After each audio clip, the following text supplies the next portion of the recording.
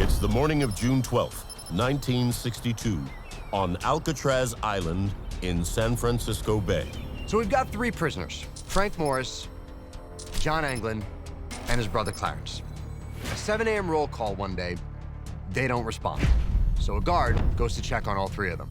He sees all three of them lying in their beds, so he walks over to Frank's cell and he taps him on the head with his nightstick, and Frank's head falls off. This guard had the shock of his life. He probably thought he had just decapitated the man. All three prisoners have vanished from their cells, with three lifelike papier-mâché heads left behind. Immediately, this creates chaos. These prisoners are gone. How could these prisoners have escaped this super security prison? They discover that another prisoner, Alan West, also is in possession of a fake head made out of papier-mâché. West admits he was part of an escape but failed to get out of his cell in time.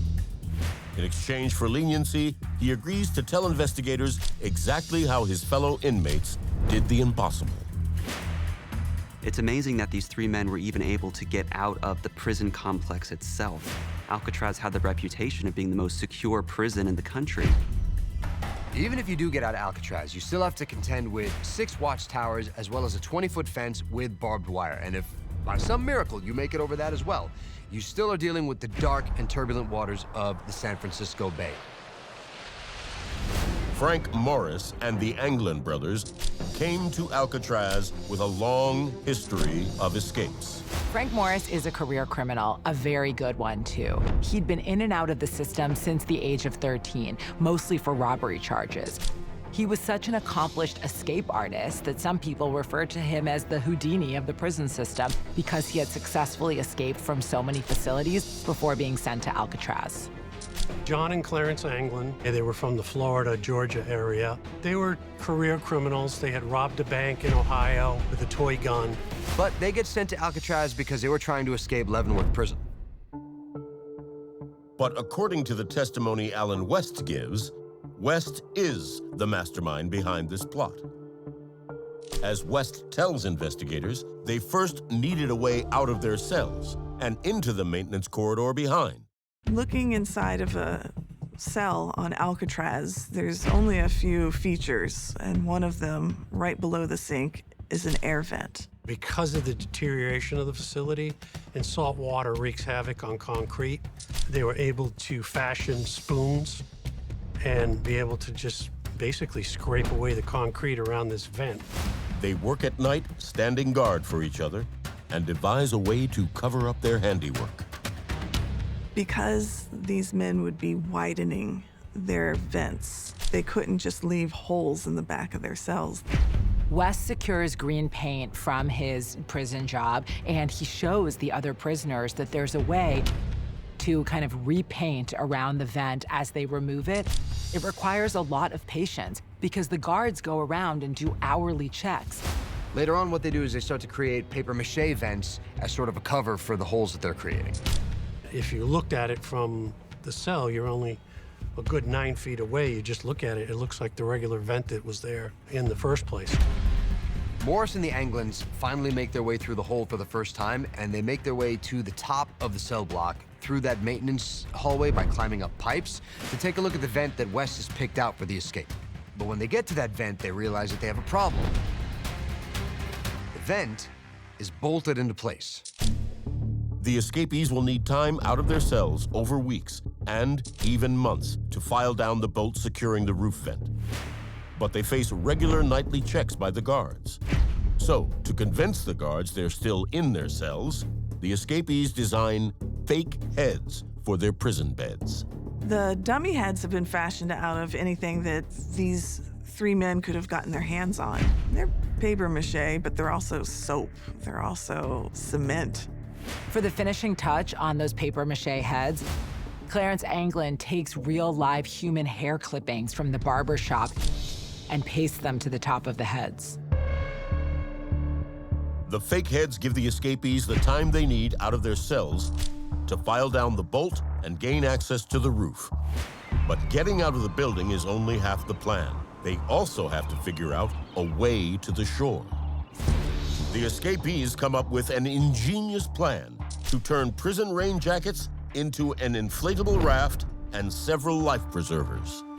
Looking at a popular mechanics magazine, they were able to not only figure out how to make them, but also come up with waterproof glue that would keep it together in the water. They also fashion paddles out of wood scraps and plywood that they find around the prison. They steal a concertina and use it as a kind of bellows to inflate this makeshift raft. Sometime around 10 p.m., Frank Morris, John Anglin, and his brother Clarence launched their makeshift raft into the treacherous waters of the San Francisco Bay, never to be seen again. The next morning, once it's discovered these prisoners are missing, the big question among the prisoners, the guards, and eventually the public is, did they make it? So the FBI is called in to launch a search. Investigators' best source is still sitting in a cell on Alcatraz Island. Alan West is already identified as the fourth escapee, or the would-be escapee. He has the papier-mâché head and the false front on his vent to prove it. After describing his clever plan for getting out of the cell block, West divulges the convicts' planned escape route. Instead of traveling 1 mile south to San Francisco, they'll head 2 miles north to Angel Island. It may seem a little strange why the inmates would have wanted to go 2 miles north to another island. But it kind of makes sense because they could have been recognized or spotted in their prison garb if they were in a heavily populated area. At the time, Angel Island is home to a missile base that's being decommissioned, and therefore could hold advantages for the 3 wanted men. It's being taken offline, and there are very few people there at any given time. There also might be actual boats there that the men can use to make it to the mainland. The mainland in this instance isn't San Francisco, but Marin County, which is only a 1/4 mile north. Once they landed in Marin, Alan West says the plan was to steal a car.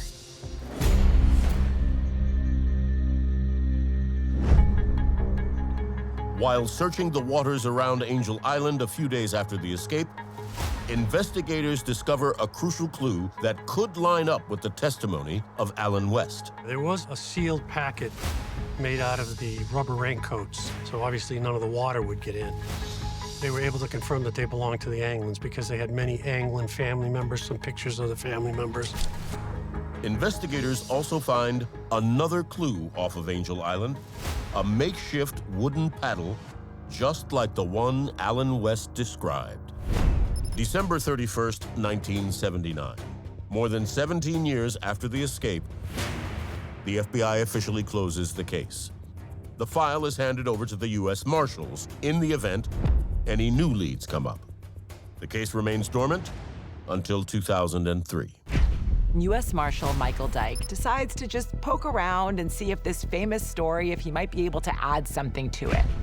It isn't long before Dyke finds compelling evidence in the government documents. Michael Dyke goes back into the Marin County police records and he finds that there is a stolen car report, that there was a 1955 blue Chevy which was reported stolen on the night of the men's escape. The eyewitness that saw it first said there were 3 men inside of the vehicle. At the time, that didn't mean anything because the escape wasn't yet public knowledge. Then, Dyke finds another police report from Stockton, California, almost 100 miles east of Marin County. Within just a few hours of the reported auto theft, a man in Stockton says that he's forced off the road by a blue Chevy, being driven by 3 men. Later on, when that blue car is seen again, closer to Stockton, with 3 people inside of it, that raises some eyebrows. If this evidence is to be trusted, the men may have very well survived the frigid waters and fled to Angel Island according to plan. Frank Morse and the Anglin brothers really could have gotten away with it. This is a fun story to think about, right? I mean, here you have this inescapable fortress, this supermax prison. And here you have these 3 guys who figured a way out. They've bounced in and out of prisons their whole life, institutions, but they use what they've got, their smarts, whatever they can pick up around the prison. They fight the law, and maybe they won. No bodies have ever been produced. No evidence of their death has ever been produced. It's still one of the great mysteries of the 20th century, and everybody gloms onto it because they love when an underdog wins. Sunday evening, April 14, 1912.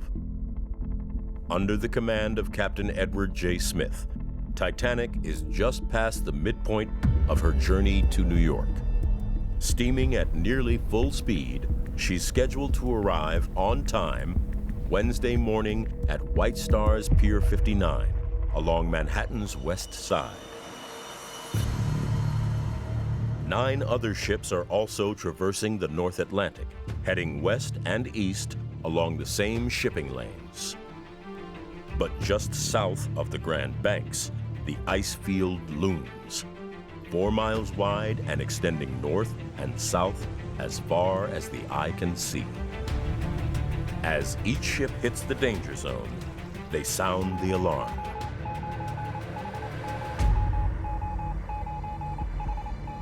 Wireless messages were sent by ships who were traveling in the same waters, and they were alerting each other to potential risks.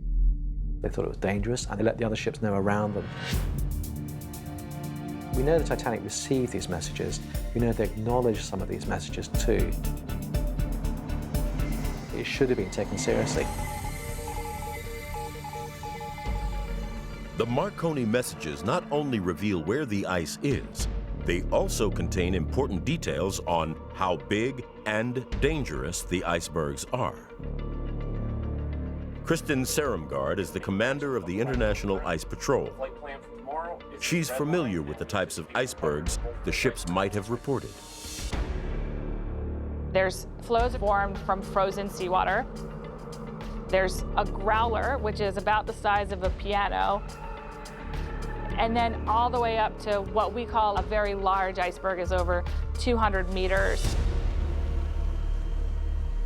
In Titanic's day, just like now, hitting an iceberg could rip a ship apart and endanger the passengers. A fact that wasn't lost on Lord Mersey in his black box.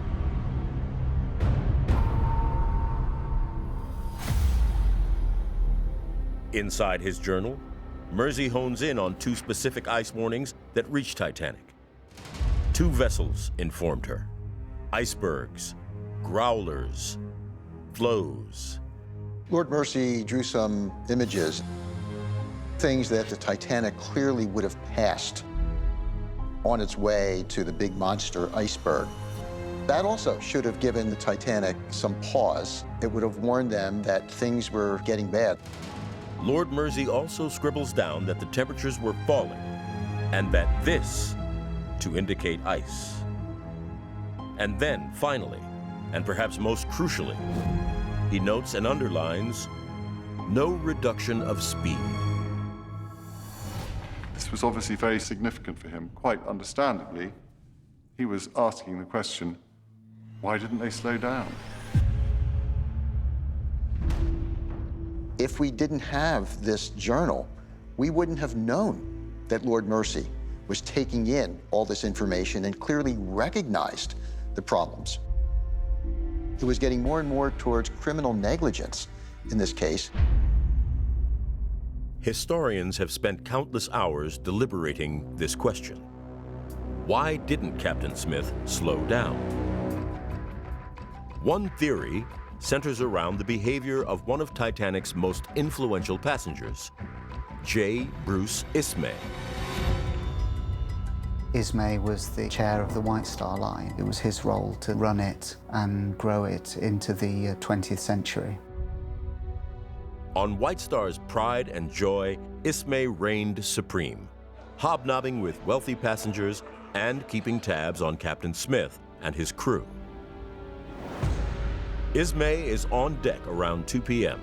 when Titanic receives an ice warning from the Baltic, another White Star-owned ship about 230 miles to the east.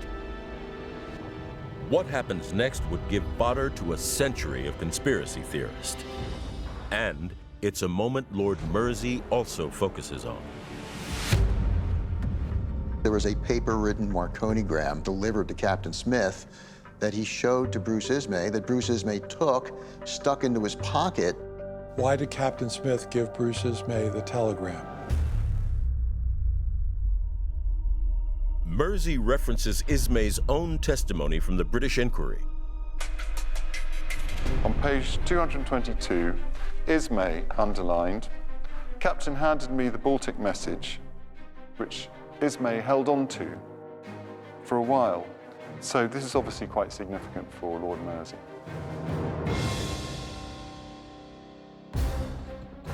Why would Ismay have stuck it in his pocket? Was there something he didn't want the bridge crew to see? Did he not want them to slow down? You didn't want the Titanic to be late. The press would be waiting on the docks, people would be there waiting. There have been theories that Ismay was keener to get there on time than to get there safely. Captain Smith asked Ismay for the ice warning back that Sunday evening so that he could put it in the chart room. The Baltic message is posted alongside the 6 other ice warnings received throughout the day. Then, at 9:20 p.m., Captain Smith heads to his cabin to go to sleep, handing command to his senior officers. The North Atlantic was extremely calm as they went into sundown and into the night. That made it more difficult to find the iceberg. You can't see it. If it's very calm out, there's no waves breaking on the edges of the iceberg, you're not going to even see that it's there. The lookouts are above the canvas dodger of the lookout's nest. Their face is being whipped by a 25-mile-an-hour cold wind, which inevitably could cause tearing to take place, which in turn could hurt their vision.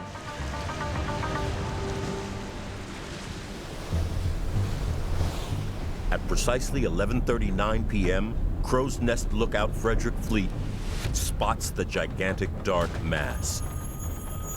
He strikes the lookout bell 3 times. Fleet lunges for the telephone, reaching 6th Officer James Moody on the bridge. Iceberg! Dead ahead! When you're traveling at 21 or 22 knots and you see iceberg dead ahead, there wasn't enough time to turn. It was already too late. The ship was doomed. First Officer William McMaster Murdoch has less than 45 seconds to determine the fate of thousands. He says, full to port. Murdoch signals the engine room. Ring, ring, ring. But by the time Murdoch makes his desperate maneuver, the iceberg is already on them. At reportedly 60 feet high, it's even with Titanic's Crow's Nest. And its estimated 400-foot length is greater than a football field. Scientists say it could have weighed up to 1.5 million tons, the equivalent of 15 fully loaded aircraft carriers. The iceberg packs the punch of a granite mountain.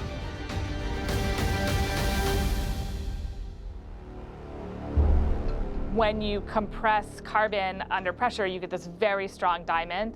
And that's kind of the similar concept of compressing the fresh water into a glacier that forms an iceberg. Dense glacial ice it has a much higher probability of causing significant damage to a ship. At 11:40 p.m., Titanic makes contact.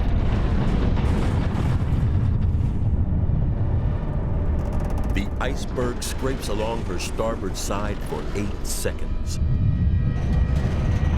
gouging the double-plated steel hull. The collision takes place, opening its side to the iceberg so it can cut into it like a tin of sardines. The forward compartment, 3 cargo holds, and 2 engine rooms are blown open. And the frigid sea pours in. According to the book of Exodus, the story of the Ark dates back to ancient Egypt in the 13th century BCE. The Exodus is one of the most famous stories ever told. Moses and the Israelites survive a plague that takes the firstborn sons of the land.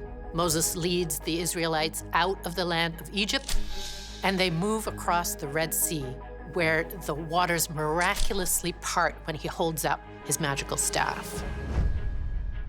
They arrive at a mountain in which God gives them the 10 Commandments. The Israelites build a holy vessel, a sacred box, to hold these tablets of the commandments. It's called the Ark of the Covenant. The Bible gives a very clear description as to what the Ark of the Covenant looks like. God himself is, in fact, the architect of this, and so is very precise about the measurements and the way that it has to be built. It's made of acacia wood, 2.5 cubits long, 1.5 cubits wide, and 1.5 cubits high, or about 52 inches long, 31 inches wide, 31 inches high. It's covered entirely in gold, inside and out.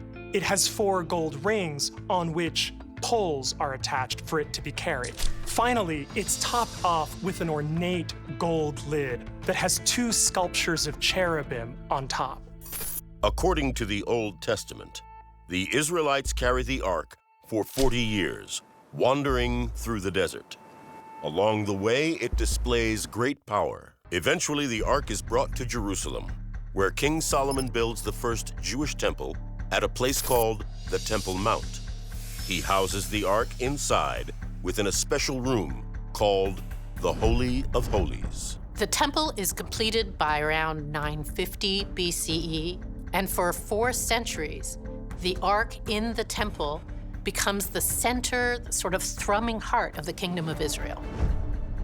The Ark of the Covenant was the focal point of religious devotion, the place where God spoke to the world. Then, war breaks out in 587 BC. The Babylonians attack Jerusalem and finally destroy the city after a 30-month siege. And the Babylonians are absolutely brutal. They tear down the temple. They also set Jerusalem on fire, and everything burns, including, perhaps, the ark. This isn't just a Bible story. We have archaeological evidence that the Babylonians destroyed Jerusalem. Babylon loots the city before it burns. And we have some records of some of the things they took, but something that's never mentioned in any of those records is the Ark of the Covenant, something that would have certainly been mentioned had they taken it. So a large amount of historians believe that the Ark of the Covenant was in Jerusalem up to 587 BC. After that, it's almost entirely absent from the biblical text. Over the years, theories have placed the powerful Ark of the Covenant everywhere from Ethiopia to Ireland. But historians remain skeptical that it could have traveled so far from Jerusalem. If the Ark existed and survives, it's probably somewhere in the Middle East. With the Babylonians closing in around the destruction of the temple, the Jews would not have had very much time, and so the best thing to do would just have been to hide it. It's not like they can take it on a long voyage. They would have probably had to carry it on foot. It probably didn't travel very far. So you're definitely left with a limited radius in which to look. Could they even have gotten the Ark out of Jerusalem? Some theorists note that before the Babylonians actually laid siege to the city, they actually surrounded it for a couple of years, and it would have been impossible to have smuggled anything in or out. But in 2007, a new discovery challenges that thinking. A team of archaeologists, Ronnie Reich and Elie Shukron, discovered what they call an escape hatch, a tunnel running from the Temple Mount all the way down outside of the city. The tunnel has walls that are up to 10 feet tall. That's plenty of space for a group of priests to have smuggled out considerable numbers of objects, including the Ark of the Covenant. This tunnel leads under the city walls to the Kidron Valley. So now we have a possible escape route for the Ark of the Covenant. The discovery of this tunnel connects a lot of the biblical dots of the story of the Ark. The book of 2 Maccabees suggests that Jeremiah, the prophet, takes the Ark of the Covenant and the temple treasures out of the city. So here's the big question. If this tunnel is the Ark's escape path leading to the Kidron River, where does it go from there? According to Ark hunter Jim Barfield, there's only one possible answer. The Kidron River heads east, and then it branches off into the Qumran River, which leads past an ancient settlement also called Qumran. Qumran is famous because that's where the Dead Sea Scrolls are found. I've been studying Qumran for 25 years, and I believe that it's the resting place of the Ark of the Covenant. As an archaeological find, the Dead Sea Scrolls are huge. Most of the scrolls are papyrus or parchment, and most of them contain stories and scriptures. But one of them, discovered in 1952, is made of copper. It dates back to the 1st century. The copper scroll is not a Bible story. On that copper, they have hammered instructions to find treasures from the Temple of Solomon, which I believe includes the Ark of the Covenant. The copper scroll lists 64 places where various items are hidden, including hoards of gold and silver. But the text is vague and difficult to decipher, possibly to prevent outsiders from discovering the location of these sites. The text gives a number of directions to landmarks that only locals would likely have known, like it's in the salt pit under the steps, or in the cave of the old washer's chamber on the 3rd terrace. Barfield was a fire investigator for 23 years. After dedicating his life to solving mysteries, he turns his attention to this one. Location 1 on the copper scroll describes 17 talents of silver service vessels. That's around 1,200 pounds, or $340,000 of pure silver. But of course, it's priceless as an archaeological find. This copper scroll said it's at the steps heading east, 40 cubits long. That's about 65 feet. In Qumran, Barfield is only able to find one location with steps heading east. When I get there, I measure the steps, and they are exactly 40 cubits long. And I am absolutely convinced that those service vessels are buried at that location. And remember, this is Barfield's first visit out there. He's not part of any dig. He's just really trying to line things up.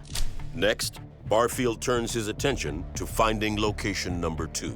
The second location on the copper scroll says, in the dry cistern at the great ruined courtyard of the peristyle, in the soft sea floor is hidden polished gold. In front of the uppermost opening are 900 talents. That's an incredible 33 tons of polished gold. So now Barfield is looking for a cistern and a courtyard, but he's still not sure that the copper scroll is referring to places in and around Qumran. He believes, though, that the sites keep lining up for him. And when I found the location of the cistern, it was easy to determine because there was a great courtyard there that matched the description of the copper scroll. Barfield is excited, and he believes that he's found the 33 tons of polished gold in this location. Unfortunately, Barfield lacks permission to dig, so he can't verify the gold is here. But he's looking for a much more valuable prize.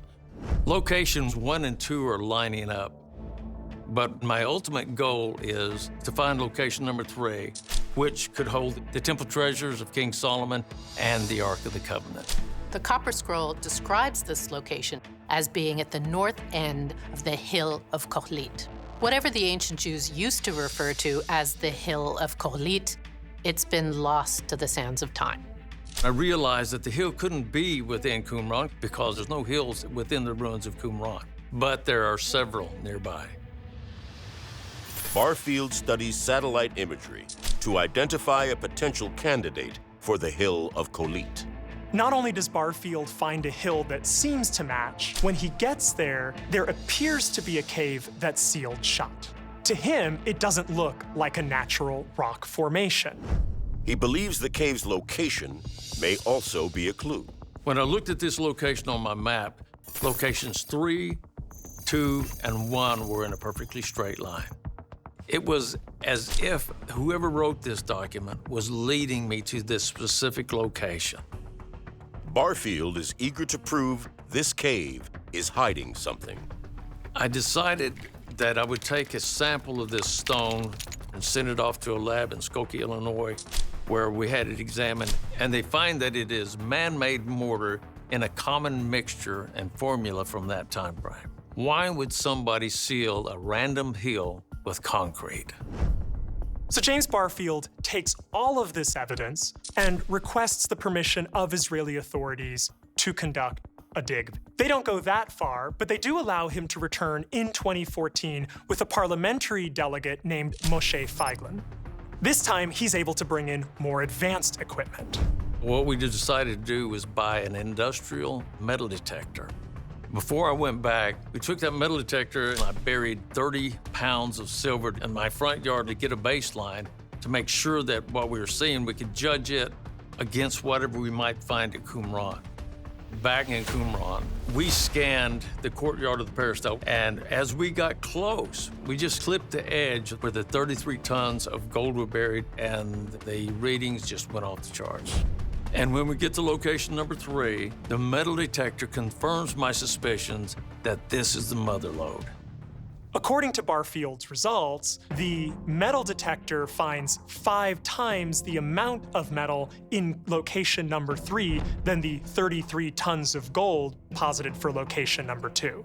I've already proven that something is down there. Now we've got to dig it up and see what it is. The copper scroll, the biblical text, the map, the mortar, the metal detector readings. All of these leave me with no doubt. In this sealed cave are the greatest treasures of Israel. When they finally give us permission to do the excavation, we're going to be face to face with the Ark of the Covenant. May 1st, 1945. The war is over. 6 years of suffering, sacrifice, and death. After 12 years in power and 6 years of war, the Nazi regime has come to an end. According to news reports, Adolf Hitler commits suicide as Soviet forces close in on his underground bunker in Berlin. On April 30th, 1945, with the final fall of the last pocket of holdouts, Soviet troops move into the bunker, and they confirm not just the fall of the Third Reich, but the death of Adolf Hitler himself. Thanks to the work of Hugh Trevor Roper, a British intelligence officer from MI5, we have a very good timeline of the events in the bunker. On April 26, Hitler was briefed that his army could not counterattack, that the war was essentially lost, and he had a complete meltdown in the bunker. By April 29th, he was clearly contemplating suicide. There had to be a Hitler legacy. If Hitler wasn't going to survive the war, he needed to sort of martyr himself for the Nazi cause. On the night of April 29th, probably slightly after midnight, he married Eva Braun. And then they had a celebratory breakfast before going on to kill themselves the next morning. Shortly afterwards, newspapers worldwide printed the announcement that Hitler is dead. International reaction to the news of Hitler's death is, at first, joyous. The sights and sounds of victory in Europe echo across the Atlantic and around the world. That gave way rather quickly to suspicion. And that suspicion was based on the fact that there was no body. The first Soviet troops into the bunker are allegedly more interested in trophies than evidence.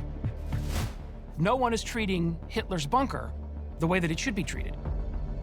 They weren't doing it with any kind of great caution. People were just digging everywhere. People were tramping through the bunker. They were going into the rooms, grabbing souvenirs, but it's done in a very ad hoc way.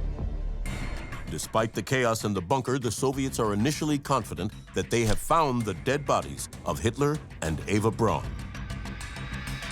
That confidence then erodes pretty quickly. Within weeks, Joseph Stalin himself is commenting that Adolf Hitler escaped from Europe. Most historians think that Stalin was basically playing a political game. It was a way to strengthen Stalin's hand in territorial negotiations by suggesting that the threat of Hitler could mean that it's safer for Red Army soldiers to remain in disputed areas. He was almost certain that they had Hitler's remains, but he was going to keep it ambiguous to be able to wield it like a cudgel against the Western Allies. The United States is one of several countries that quietly tries to ascertain the truth about Hitler's death. In the aftermath of the conflict, the United States military is not allowed immediate access to Berlin. The Soviets eventually allow us there, but it's nearly 2 months later. What that leads to is within months, nearly half of America believes that Adolf Hitler did not die in Berlin. As the world recovers from the war, confidential investigations begin, and no one can quite find the answers they're looking for. Adolf Hitler's death certificate is not issued until 1956, 11 years after his death. And that's really because there wasn't a body to identify, and there was a lot of confusion in Berlin at that time and in Germany as it's trying to rebuild. So it wasn't a priority. This death certificate is produced without the presence of physical evidence, because in 1956, there was no dead body to stand over. What we see is that the prevailing theory among most historians, most governments, is that Hitler shot himself in the bunker. The official story looks like this. Adolf Hitler was aware he wasn't going to escape. He had promised that he would never be captured alive. He also said he was not going to leave Berlin, that he realized this was his fate. Those convinced Hitler died by his own hand point to the dramatic death of Italian dictator Benito Mussolini 2 days earlier. The word comes into the bunker that Mussolini and his mistress were captured, hung upside down, killed, and Hitler decides he does not want this for himself. He is going to control his own death. And so a decision was made that he would kill himself, that Eva would kill herself as well. The bodies would then be burned so that they could not be recovered, so that no spectacle could be made of Adolf Hitler's dead body the way that it was made of Benito Mussolini's dead body. According to Soviet soldiers, Hitler's body was unrecognizable and reduced nearly to ash. The Soviets dug up 2 really badly fire-damaged sets of human remains. And from these remains, they took Hitler's jaw and teeth, and they sent it back to Moscow. The jaw is intact enough that they can examine the teeth, and what they do is they find the 2 dentists that worked on Hitler's teeth, and they were able to point out specifically a bridge that they had done in the upper right jaw. Dental assistants. That's how little the Soviets have. They've got nothing. They've got a couple of fragments of jawbone with some teeth. The 1945 fall of Berlin means the end of the Nazi regime in Germany. But at the end of World War II, did Hitler really commit suicide, as most historians agree? Or did he somehow escape? If you were going to try to escape in 1945, the best place to go would be Spain. The theory here is that if Hitler could make it to Spain, there's a monastery, the Samos Monastery, that was very friendly to Nazis escaping Germany. There was one guy who was a stonemason's apprentice, a teenager, and then he told the story when he was 80. I was at Samos, and I remember when Hitler arrived, and he was hiding in the monastery with Eva Braun. They were both so kind to me. They tipped me so well. None of it could be true. None of it could be true. But he talked about it with absolute and utter conviction. Many believe this theory is flawed. A lot of this is a lot of stretched reality. The belief that they had gone through tunnels to Tempelhof Airport and flown out of their over-occupied Allied territory and landed in Spain. Historically speaking, this idea of Hitler being content with staying in a monastery and living the life of a monk is pretty preposterous. This guy's a megalomaniac. He's pretty much insane by the end of World War II, and we're expecting him to keep a low profile. Ain't gonna happen. The idea of Hitler living anonymously as a Mr. X somewhere in Spain, or in Argentina, in Antarctica, it's not Hitler's style. He was the Führer of Germany. He wanted to go down as such.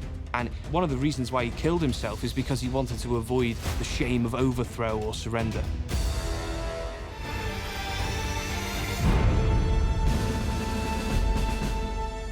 In Arlington National Cemetery, atop a hill overlooking Washington, D.C., sits the tomb of the unknown soldier. The tomb, Arlington's most iconic memorial, was built to honor the unidentified fallen heroes of the United States military. The original idea for the memorial was imagined as the nation reeled in the aftermath of World War I. With thousands of American troops missing and unaccounted for, the government sought out a way to honor their service. March 4th, 1921. Congress votes to approve the burial of an unidentified American casualty from World War I. The first soldier to be added to the tomb is exhumed from an unmarked battlefield grave in France and transported to the United States with great fanfare.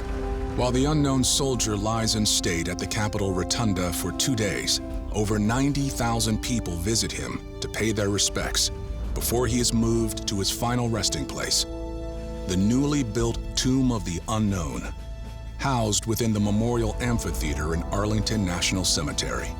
The tomb draws large crowds for years after the first unknown was buried there, and quickly grows to represent the anonymous sacrifices of all American service members, at home and abroad. The Sentinels of the 3rd U.S. Infantry, the Old Guard, serve as a solemn accompaniment to the tomb's inhabitants, keeping a constant, faithful watch of the memorial 365 days a year. In May of 1958, the tomb is expanded to incorporate 2 new unknown soldiers. One to honor those lost in World War II, and one to honor the soldiers who paid the ultimate price in the Korean War. As the soldiers are interred beside their World War I comrade, President Eisenhower awards each unknown a Medal of Honor for their sacrifice. For many years, the tomb lays undisturbed until America is once again embroiled in another military conflict overseas, this time in Vietnam.